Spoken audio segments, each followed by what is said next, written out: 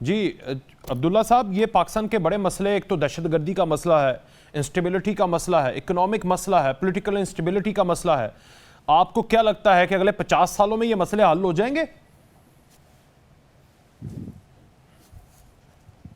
50 साल भी कम कह रहे बिस्मिल्लाहिर्रहमानिर्रहीम। बहुत शुक्रिया वकार साहब। देखें, सबसे पहले तो जश्न ईद मिलादुन नबी की मैं मुबारकबाद भी दूंगा खैर मुबारक और साहब। चाहूंगा ये कि हम अगर अपनी जिंदगी के अंदर हर साल अगर हम हजूर पाक सल्लल्लाहु अलैहि वसल्लम की एक शिफ्त मुबारक को भी अपना लें तो हम एक अच्छे मुसलमान और एक अच्छे इंसान बन सकते हैं। सर दूसरी तरफ जो है, आज हंगू और जो मखतूम के अंदर वाक़या हुआ और उसके अंदर जो है इतने हमारे प्रेशियस लाइफ जो है वो जाने अपनी गंवा बैठे और शहीद हो गए। मैं उनके ख़ानदान के साथ इज़हार यकजहती भी करता हूँ, दुःख का इज़हार भी करता हूँ, दुआ भी करता हूँ।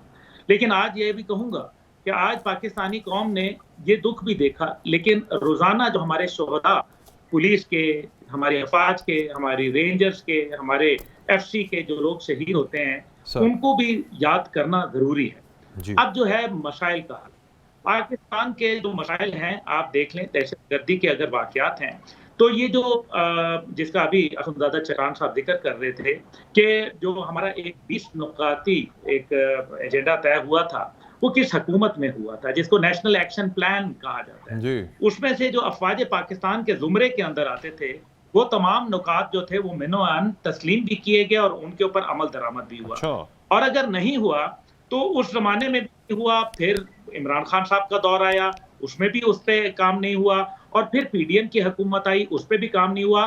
तो फिर हमने क्या काम किया? फिर वही वाली बात है, हम के ऊपर ज़िम्मेदारी है ना। हमने नहीं, देखिए ना, आपने, जो लोग इलेक्टेड बॉडी ने। पुलिस है, जो भी हम है, वाले तो सिक्योरिटी कर फोर्सेस, रहे वो हैं, आप कह रहे अपना हैं।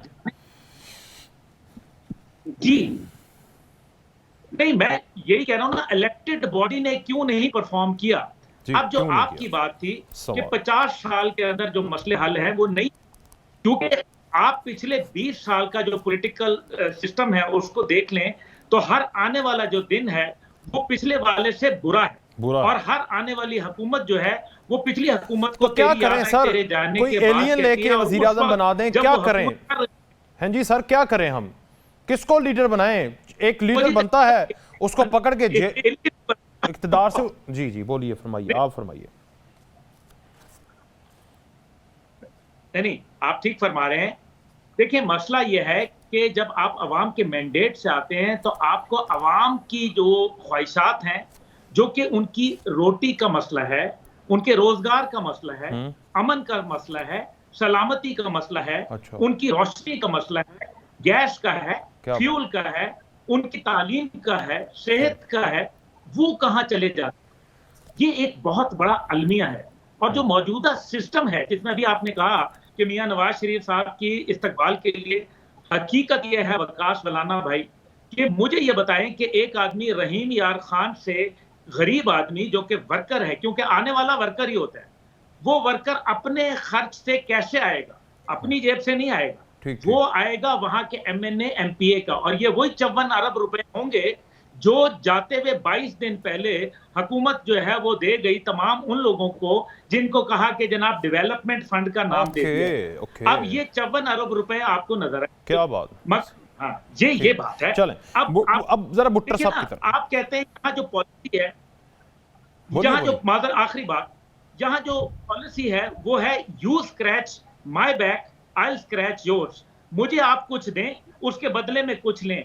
अवाम को क्या मिल रहा है सारी कहानी के अंदर? अवाम को तो सवाए जिल्लत और रुसवाई और भूख और अफलास क्या और बात नंग है। के आपने अलावा मुझे, कुछ दस्तयाब नहीं आपने है जो इस ये पाकिस्तान का मुहावरा रहन बोला सहन। ना अंग्रेजी वाला, उसमें मुझे ये मेरे सामने खबर पड़ी हुई है कि मुझे कुछ दो और देने के बदले में मुझे क्या मिलेगा।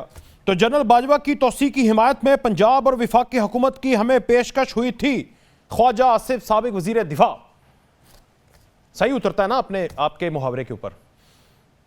लेकिन नहीं, तोसी भी दे दी, हुआ कुछ नहीं है जी।